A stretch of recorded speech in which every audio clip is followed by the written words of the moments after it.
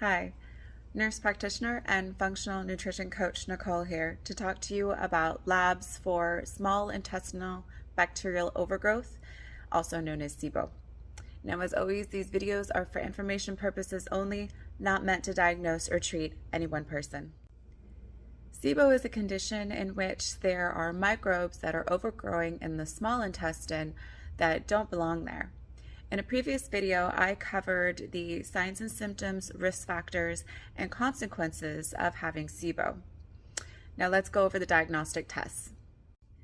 With severe SIBO, or if there's SIBO with underlying anatomic abnormalities, we can see changes in the blood work, such as macrocytic anemia, which is red blood cells that are too large, B12 deficiency, and the presence of fecal fat. We might also see low levels of thiamine, which is B1, vitamin B1, and niacin, and elevated levels of folate, which is B9, and vitamin K in the blood. In rare cases, microcytic anemia, which is red blood cells that are too small, can also be present if there's also some bleeding ulcers that are caused by that mucosal damage or colitis. Hypoalbuminemia, which is a type of protein in the blood, and hypo means that it's too low, can also be seen in some cases with protein malabsorption called protein-losing enteropathy. Now, if we were to perform an endoscopy, we likely wouldn't see very much going on in the case of just strictly SIBO. But in severe cases, we might see some mucosal damage. It's not diagnostic for SIBO. There's a breath test that can be done called a carbohydrate breath test. Now this will measure the presence of hydrogen, methane, and even hydrogen sulfide.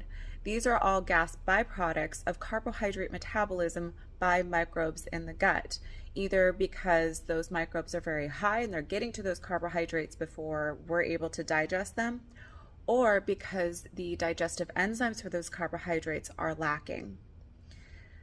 So this test must be done with an experienced healthcare provider.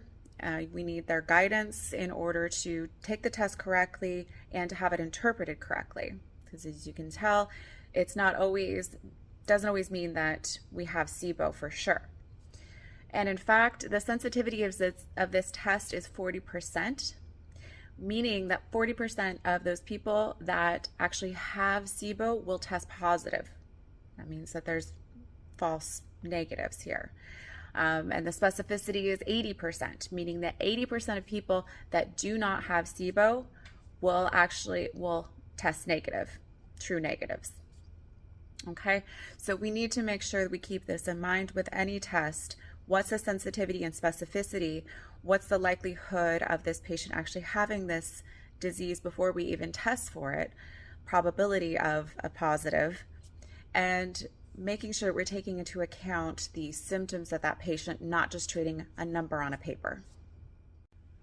In an upcoming video, I will discuss the treatment options for SIBO, including antimicrobials, diet, and probiotics. So be your own advocate and take charge of your health.